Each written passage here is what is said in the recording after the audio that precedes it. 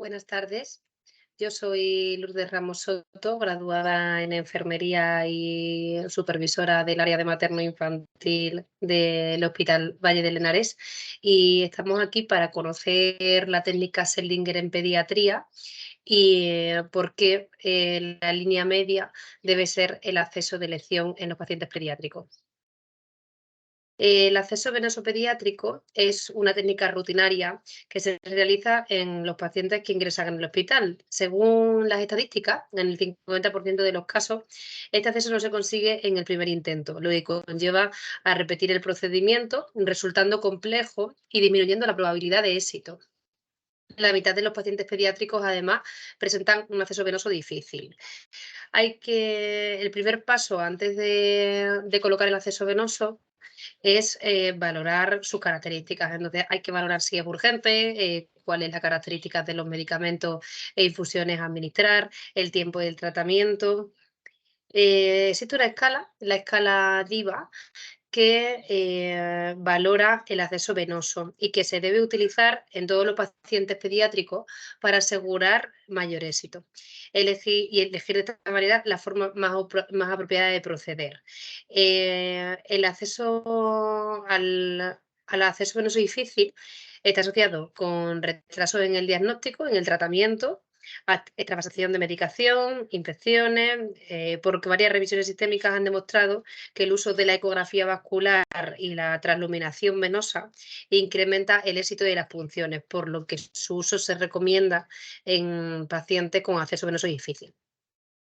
La escala DIVA es una escala que evalúa 4 ítems, como podéis ver aquí: vena visible después del torniquete, vena palpable después del torniquete, la edad y la prematuridad. La puntuación oscila de 0 a 10 y cuando la escala DIVA es mayor a 4 se considera un acceso venoso difícil. Los niños y padres además manifiestan que la canalización de la vía venosa es la situación más traumática durante su estancia en el hospital. De hecho, los niños con acceso venoso difícil pueden recibir hasta 9 punciones y la media de niños sin acceso venoso difícil es de 2 punciones. Utilizar las técnicas descritas junto con la escala DIVA aumenta la seguridad del paciente, ya que disminuye el retraso en el diagnóstico y el inicio del tratamiento, así como las complicaciones que se asocian a la multipunción, como puede ser la obstrucción del acceso vascular, el agotar las venas utilizables para el futuro. Eh, la dificultad del acceso venoso, además, se ve afectada por los factores de riesgo, que son estos factores de riesgo que tenéis aquí en la diapositiva: obesidad, malformación osteoarticular, tratamiento con quimioterapia, diabetes, diálisis, edemas en extremidades, deshidratación moderada o grave, historia de acceso venoso difícil o multipunción, ansiedad del niño o padre, baja probabilidad de cooperación. El flujo de trabajo para mayor éxito en la canalización del acceso venoso debe ser en pacientes con una escala DIVA menor a 4 y sin factores de riesgo, 2 punciones. Si eso ya no es posible, pasaríamos a la parte de una escala DIVA mayor a 4. En una escala DIVA menor a 4 y con factores de riesgo, tenemos que ver si hay cooperación del niño y si no, existe la posibilidad de sedación, utilizar ultrasonidos y transluminación venosa, y si esto no fuera efectivo, lo mismo, pasamos a la escala DIVA mayor a 4. Y la escala DIVA mayor a 4 con o sin factores de riesgo, sí o sí nos obliga a tener un profesional con experiencia, utilizar ultrasonido para mayor éxito, y si aún así no se consiguiera, hay que valorar si es urgente. Si es urgente, hay que coger un acceso venoso central o intraóseo, y si no fuera urgente, hay que reevaluar la indicación de este acceso por pediatría. Elección del catéter. Se debe elegir el menor calibre posible para la mayor vena.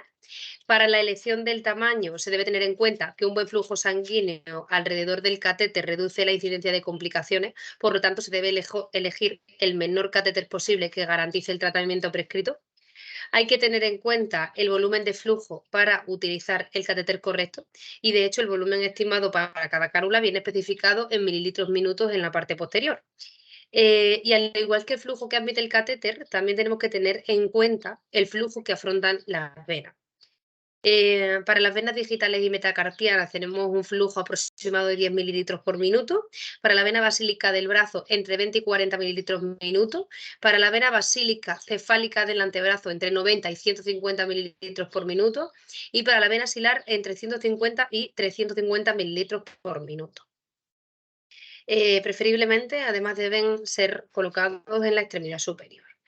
¿Tipos de catéteres venosos periféricos? Pues tenemos los cortos y la línea media. Los catéteres periféricos cortos tienen una longitud menor a 7 centímetros y se insertan en las venas de la mano o del antebrazo. Hasta el 69% de los catéteres periféricos cortos fallan antes de que se complete la terapia. Las venas que alcanzan son de un calibre reducido y un flujo bajo, por lo que al tener un flujo menor al esperado aumenta el riesgo de irritación de la vena o de extravasación.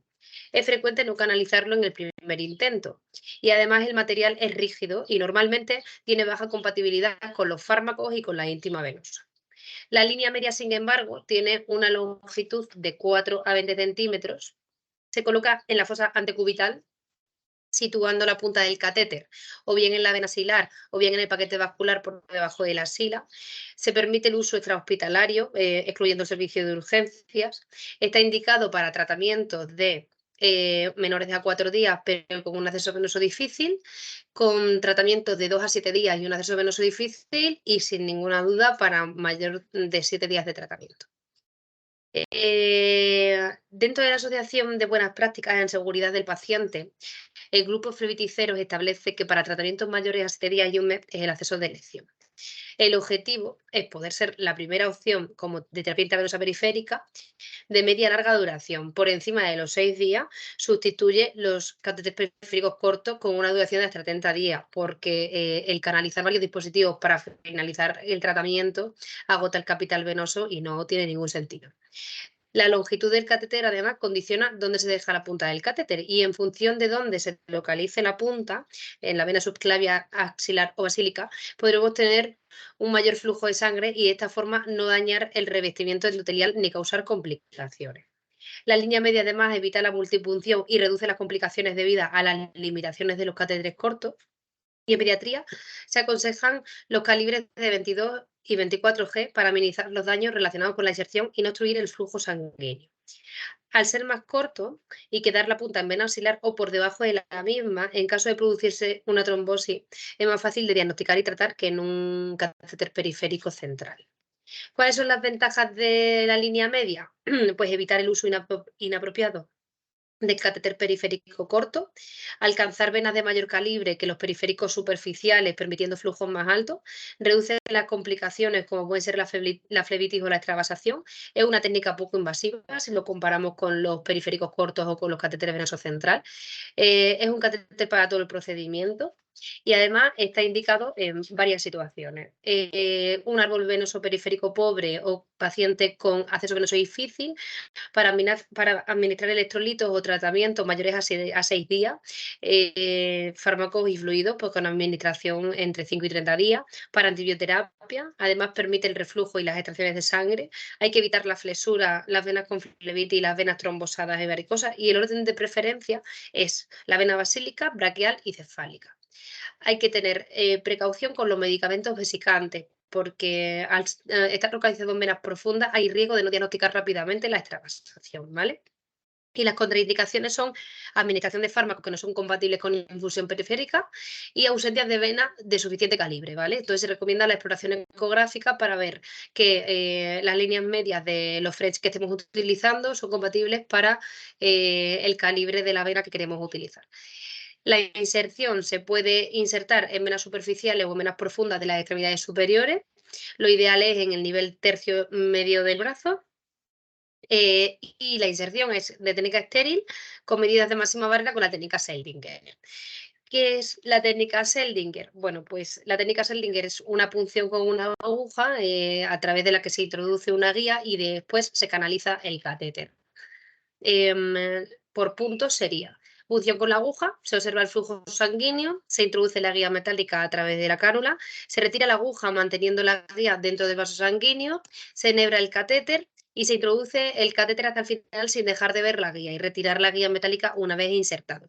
Algunos catéteres de línea media traen un introductor que es un dilatador y una cánula introductor pelable.